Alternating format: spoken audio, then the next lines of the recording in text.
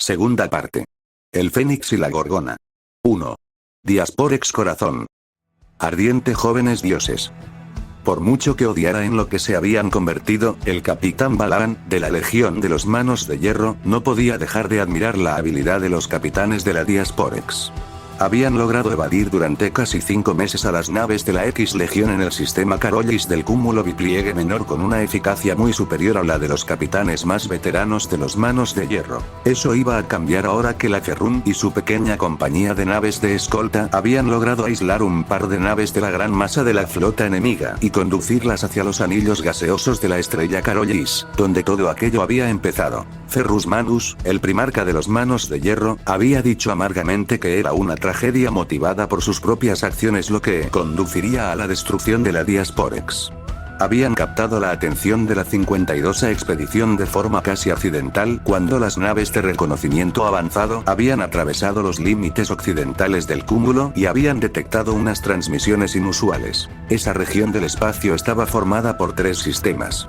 2 de ellos contenían mundos habitables que habían sido acogidos bajo la protección imperial con una mínima resistencia. Las naves sondas remotas habían revelado la existencia de otro sistema, más hacia el interior del cúmulo, con el potencial de albergar vida, y al principio se había supuesto que esas transmisiones procedían de esta región del espacio.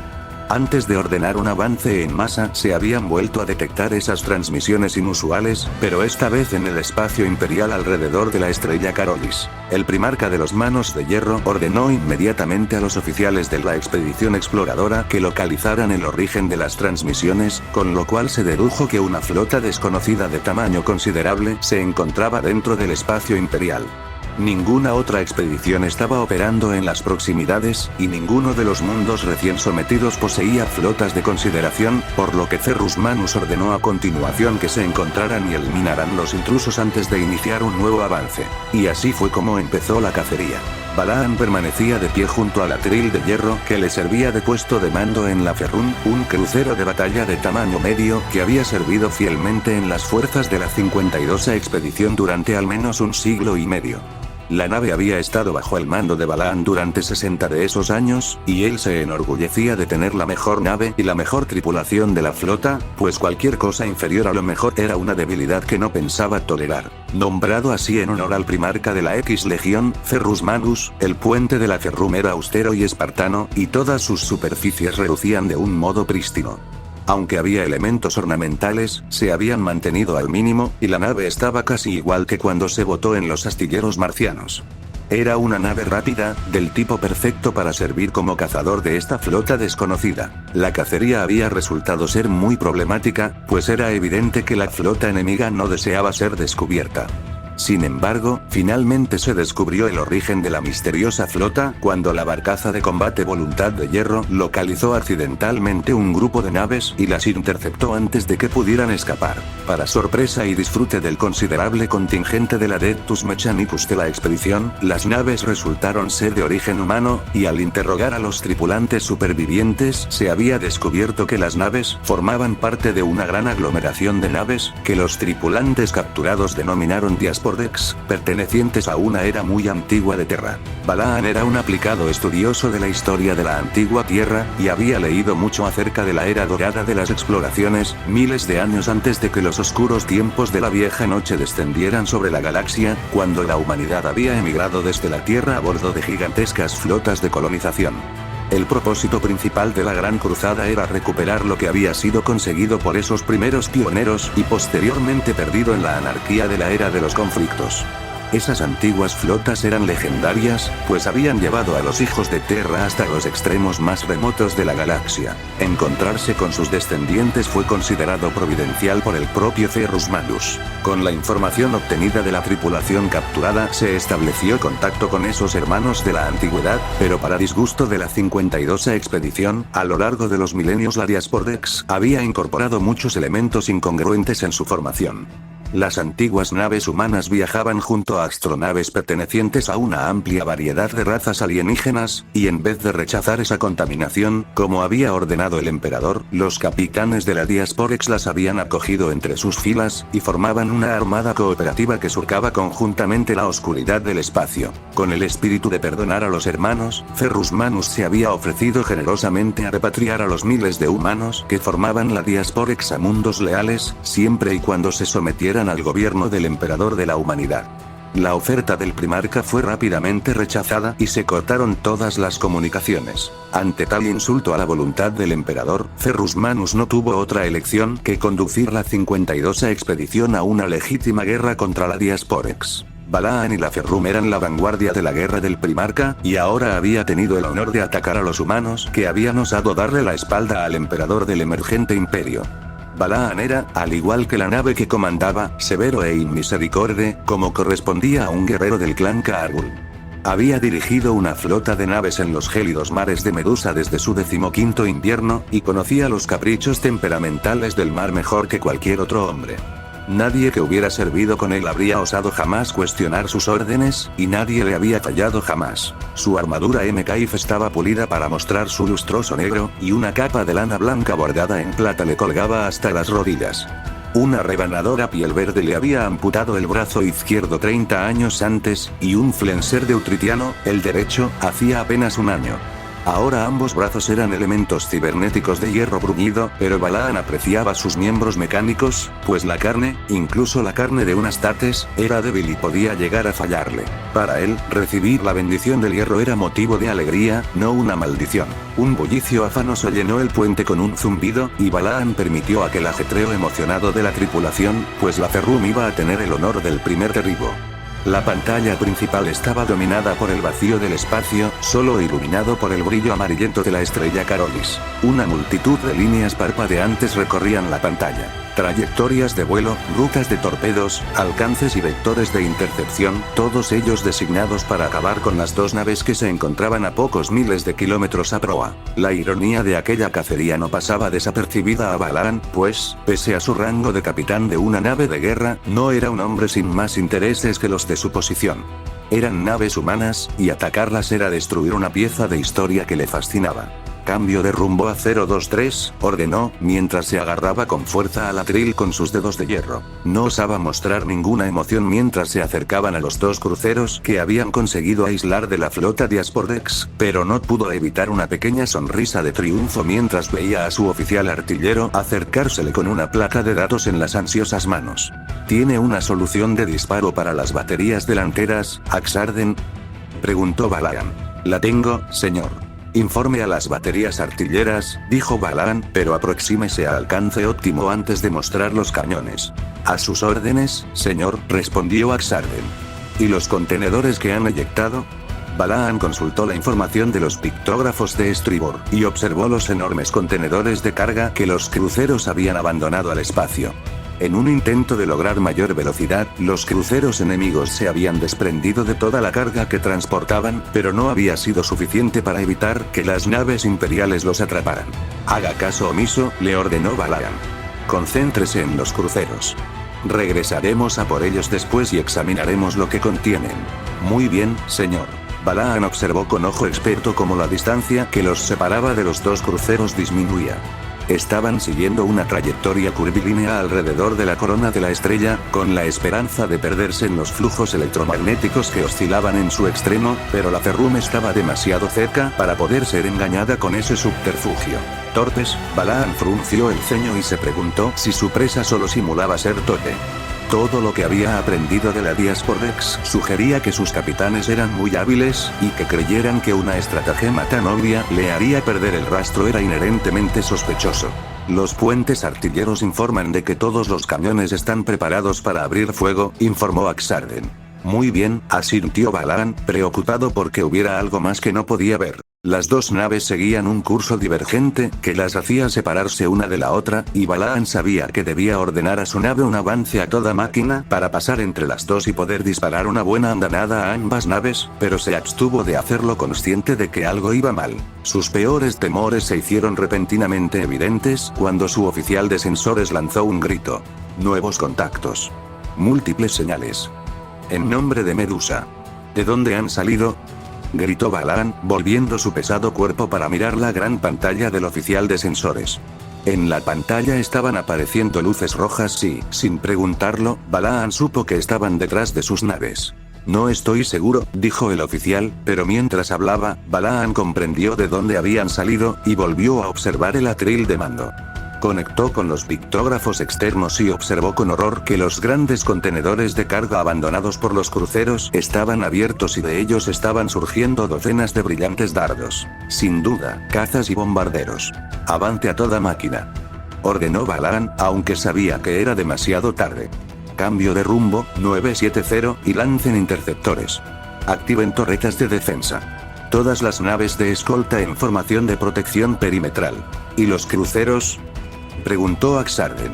Al infierno con ellos, gritó Balaan, que veía cómo habían dejado de huir y estaban dando la vuelta para enfrentarse a la Ferrum.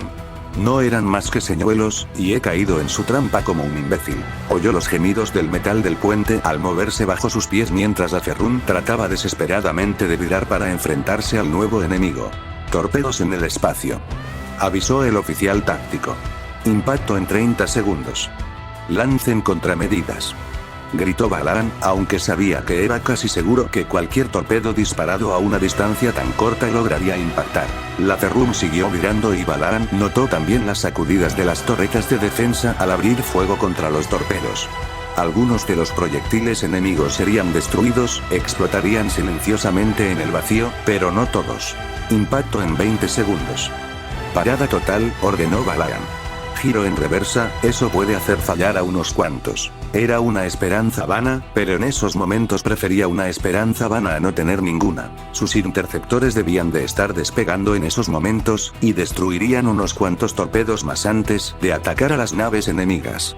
La nave se escoró salvajemente hacia un lado mientras el crucero de ataque hacía girar su gran masa a una velocidad muy superior a aquella para la que había sido diseñado. Los crujidos y gemidos de la nave resultaron dolorosos a los oídos de Balaan. La Corazón de Hierro informa que ha entrado en contacto con los cruceros enemigos. Grandes daños. Balaan volvió su atención a la pantalla principal y observó cómo la pequeña Corazón de Hierro se veía sacudida por las explosiones. Unas cuantas agujas de luz brillaban entre la nave y sus atacantes. La distancia y el silencio disminuían aparentemente la ferocidad del combate. Tenemos nuestros propios problemas, dijo Balaan. La Corazón de Hierro está sola. Entonces se agarró al atril al oír nuevamente al oficial táctico. Impacto en 4, 3, 2, 1. La Ferrum se estremeció violentamente y el puente se vio sacudido bajo sus pies cuando los torpedos impactaron en el cuadrante posterior de estribor. Las sirenas de alarma empezaron a sonar y la imagen de la pantalla principal parpadeó brevemente antes de desvanecerse por completo. De los conductos alcanzados surgieron llamas, y un vapor sibilante penetró en el puente. Control de daños, gritó Balaan, al tiempo que agrietaba el atril de mando de la fuerza con que se sujetaba. Los servidores y el personal del puente trataron de controlar los fuegos, y Balaan vio como los tripulantes con quemaduras eran apartados a rastras de sus destrozados puestos de control. Sus caras y sus uniformes estaban ennegrecidos por el fuego. Se inclinó sobre el control artillero y gritó: «Todos los cañones, abran fuego, modelo defensivo en abanico». «Señor», respondió a gritos Ak-Sarden. «Algunas de nuestras naves están en la zona de fuego. Cumpla las órdenes», ordenó Balaan. «O no habrá ninguna nave a la que puedan regresar y morirán igualmente. Abran fuego». Ak-Sarden asintió y trastabilló por el destrozado puente para cumplir las órdenes del capitán. Los cazas enemigos pronto iban a descubrir que la Ferrum todavía tenía dientes. Las salas del Primarca a bordo de la barcaza de batalla Puño de Hierro estaban construidas con piedra y cristal, tan fría y austeramente como la helada tundra de Medusa, y al primer capitán Santar le dio la impresión de que casi podía notar el frío de su helado mundo natal en el diseño. Bloques de brillante obsidiana extraída de los volcanes sumergidos mantenían la sala en penumbra, y las vitrinas de cristal llenas de armas y trofeos de guerra se erguían como silenciosos guardianes de los momentos más privados del Primarca. Santar observó cómo Ferrus Manus permanecía casi desnudo ante él mientras los sirvientes lavaban su piel, dura como el hierro, y le aplicaban aceites antes de limpiarlo totalmente con cuchillos bien afilados. Cuando acababan cada brillante y aceitada extremidad, sus armeros le aplicaban las diferentes piezas de su armadura de combate, unas brillantes placas negras de ceramita pulida meticulosamente trabajada por el gran maestre Malevolus de Marte. Cuéntamelo otra vez, palafrenero mayor Santar, empezó a decir el primarca, con una voz áspera y llena de la ardiente furia de los volcanes de Medusa. ¿Cómo es posible que un experto capitán como Balaan sea capaz de perder 3 naves y no lograr destruir ni una de las naves del enemigo? Parece ser que fue conducido a una emboscada, dijo Santar, poniendo recta la espalda mientras hablaba. Para él, servir como primer capitán de los Manos de Hierro y palafrenero mayor del primarca de los Manos de Hierro era el mayor honor de su vida, y aunque disfrutaba con cada instante que pasaba con su amado líder, en ciertas ocasiones, cuando el potencial de su rabia era como el volátil núcleo de su mundo, era impredecible y terrorífico. ¿Una emboscada?, gruñó Ferrus Manus. Maldita sea, Santar, nos estamos volviendo descuidados. Meses de perseguir sombras nos han vuelto tontos e imprudentes. No pienso permitirlo. Ferrus Manus era mucho más alto que sus sirvientes. Su rugosa carne era pálida como el corazón de un glaciar. Tenía el cuerpo cubierto de cicatrices que mostraban las numerosas heridas sufridas en batalla, pues el primarca de los Manos de Hierro jamás había retrocedido ante la posibilidad de liderar a sus guerreros con el ejemplo. Su pelo, que llevaba muy corto, era negro como el azabache, sus ojos brillaban como monedas de plata, y sus rasgos estaban curtidos por siglos de guerras. Otros primarcas podían considerarse creaciones bellas, hombres hermosos convertidos en dioses por su ascensión a las filas del Adeptus Astartes, pero Ferrus Manus no se contaba entre ellos. Los ojos de Santar se vieron atraídos, como siempre le pasaba, hacia los brillantes y argénteos antebrazos de su primarca. La carne de sus brazos y manos resplandecía y se agitaba como si estuviera hecha de mercurio líquido que hubiera tomado la forma de sus extremidades y, de alguna manera, hubiera quedado eternamente conformada. Santar había visto cosas extraordinarias realizadas con esas manos, máquinas y armas que jamás se apagaban o fallaban, todas ellas construidas por las manos del primarca sin necesidad de forja o martillo. El capitán Balaan está a bordo para disculparse personalmente por su fracaso, y ha puesto a su disposición el mando de la Ferrum. ¿Disculparse?, le espetó el primarca. Debería arrancarle la cabeza para que sirviera de ejemplo. Con todo respeto, mi señor, dijo Santar. Balaan es un capitán muy experto y tal vez algo menos severo podría ser más adecuado. Tal vez podríais simplemente arrancarle los brazos. ¿Los brazos? ¿De qué me serviría?, preguntó Ferrus Manus, haciendo que el sirviente que sostenía su placa pectoral se estremeciera. De muy poco, corroboró Santar. Aunque probablemente de más que si le arrancáis la cabeza. Ferrus Manus sonrió. Su rabia estaba desapareciendo tan rápidamente como había aparecido. Eres un raro regalo, mi querido Santar. El ardiente corazón de Medusa arde en mi pecho y a veces surge por mi boca antes de que pueda pensar. Soy vuestro más humilde servidor, dijo Santar. Ferrus Manus despidió con un gesto a sus armeros y se dirigió hacia Santar. Aunque Santar era alto incluso para un Astartes, y llevaba su armadura completa, el primarca seguía siendo más alto que él. Sus ojos argénteos sin pupilas brillaban. Santar controló un estremecimiento, pues esos ojos eran como fragmentos de sílex, duros, inmisericordes y afilados. El aroma de los polvos y aceites era fuerte, y Santar notó cómo su alma se mostraba bajo esa mirada y dejaba al descubierto todas sus debilidades e imperfecciones. Santar era la propia Medusa. Sus agrietados rasgos eran como la pared de un acantilado en una alta montaña, sus ojos grises eran como las grandes tormentas que desgarraban los cielos de su mundo natal. Durante su incorporación a la Legión, muchas décadas atrás, su mano izquierda había sido reemplazada por una mano biónica. Desde entonces ambas piernas le habían sido sustituidas, así como lo que quedaba de su brazo izquierdo. Tú eres mucho más que esto para mí, Santar, dijo Ferrus Manus, mientras apoyaba sus manos en las hombreras de su palafrenero mayor. Eres el hielo que apaga mi fuego cuando está a punto de derrotar al buen sentido que el emperador me concedió. Muy bien, si no me dejas arrancarle la cabeza, ¿qué castigo sugieres? Santar respiró con fuerza mientras Ferrus Manus se daba la vuelta y volvía junto a sus armeros. El terrible respeto que inspiraba el primarca le había dejado la boca reseca. Furioso, descartó su momentánea debilidad y se apresuró a contestar. El capitán Balaan habrá aprendido de este desastre, pero estoy de acuerdo en que su debilidad debe ser castigada. Destituirlo como capitán de la Ferrum dañaría la moral de la tripulación, y si deben restaurar su honor, necesitarán el liderazgo de Balaan. ¿Y qué sugieres, pues? preguntó Ferrus.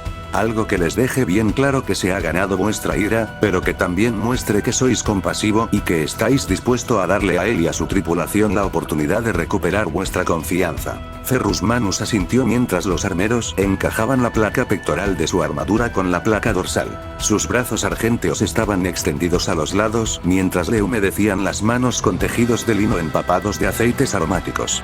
Entonces asignaré a uno de los padres de hierro para que tome el mando de la Ferrún, dijo Ferrus Manus. Eso no le va a gustar, avisó Santar.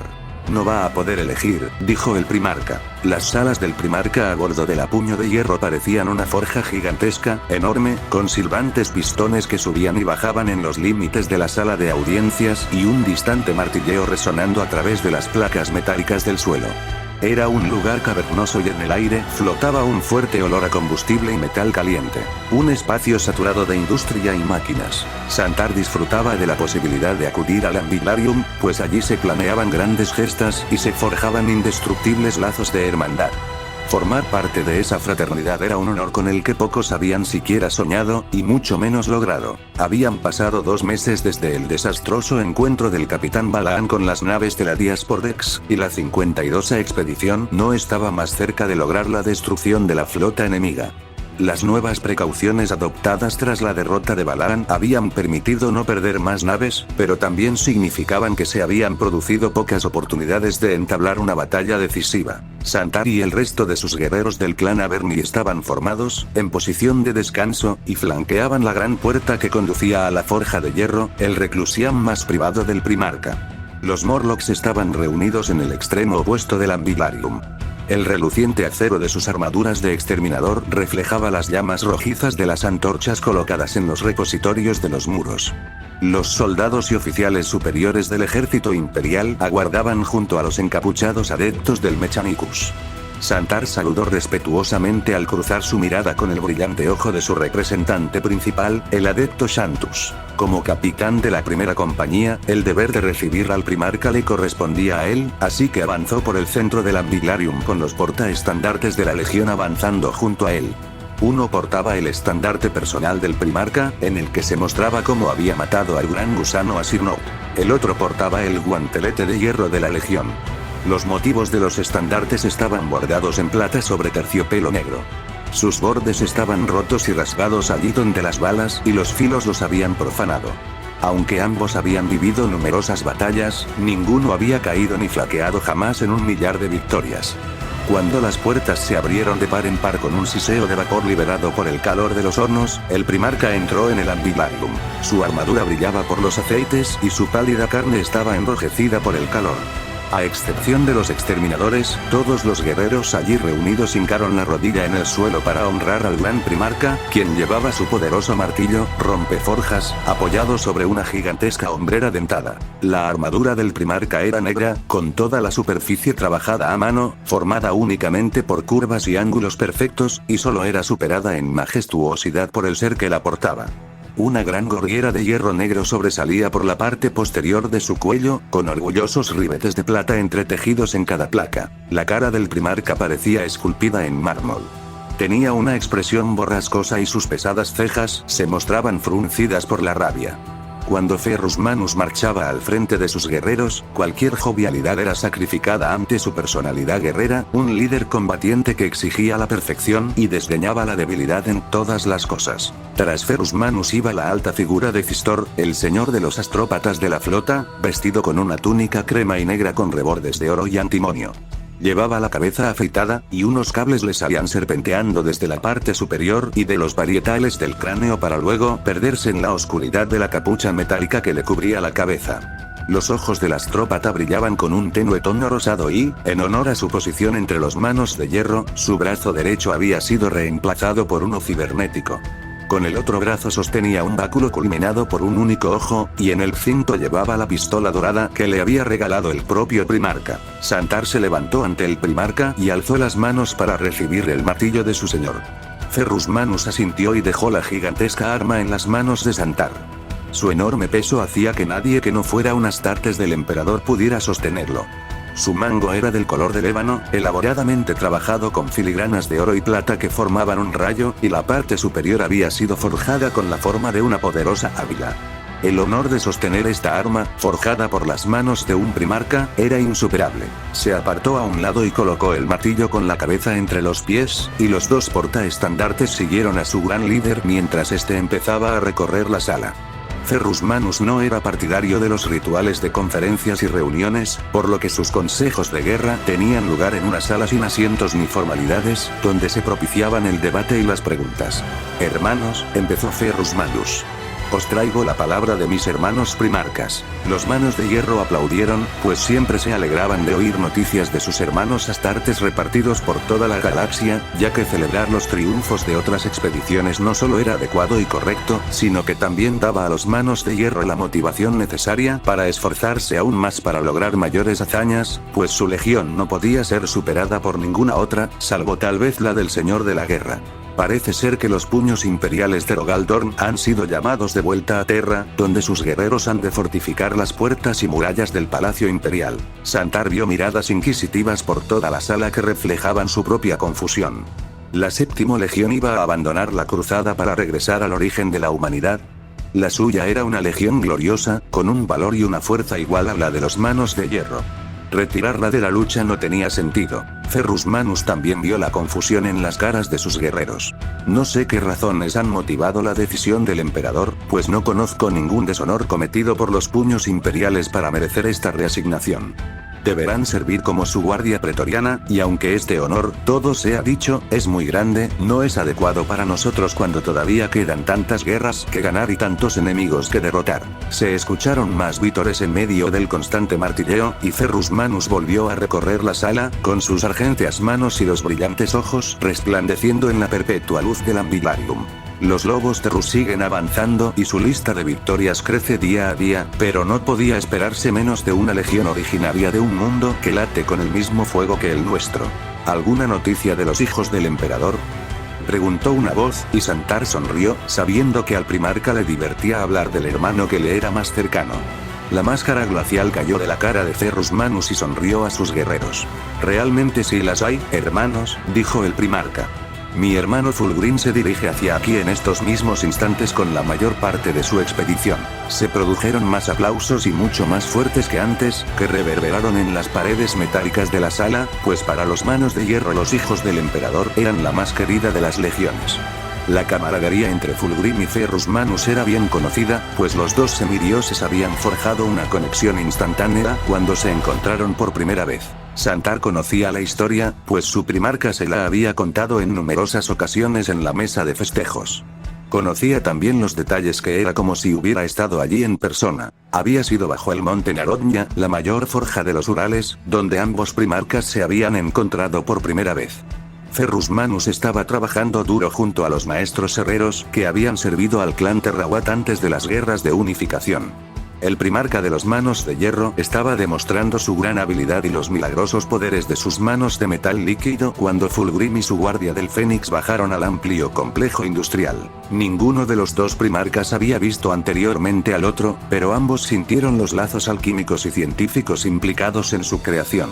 Ambos eran como dioses para los aterrorizados artesanos, que se postraron ante tan magníficos guerreros, temiendo que se produjera una batalla de proporciones cataclísmicas.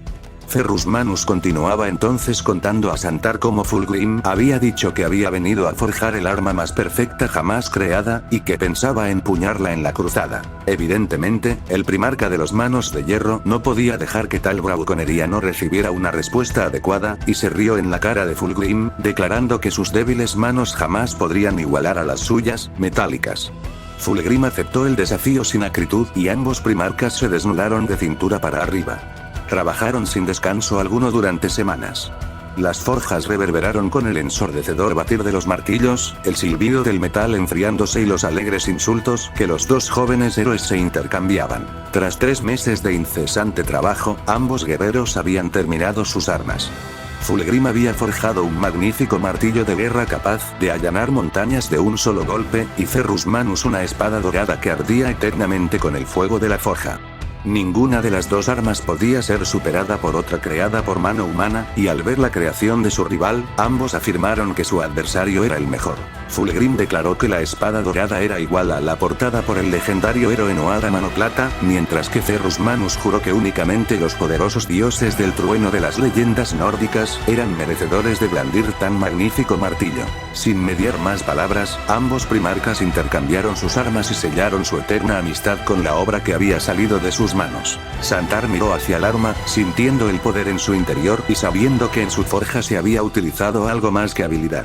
Amor y honor, lealtad y amistad, muerte y venganza, todo ello estaba entretejido en su majestuosa forma, y el pensamiento de que el honorable hermano la había forjado la hacía un arma legendaria. Miró hacia Ferrus Manus mientras este proseguía su recorrido por el Ambiliarium. Su cara estaba, una vez más, sombría.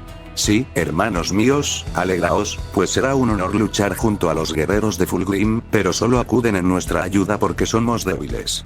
Las aclamaciones cesaron inmediatamente y los guerreros allí reunidos se miraron ansiosamente los unos a los otros, pues nadie quería encontrarse con la mirada del furioso primarca, que siguió hablando.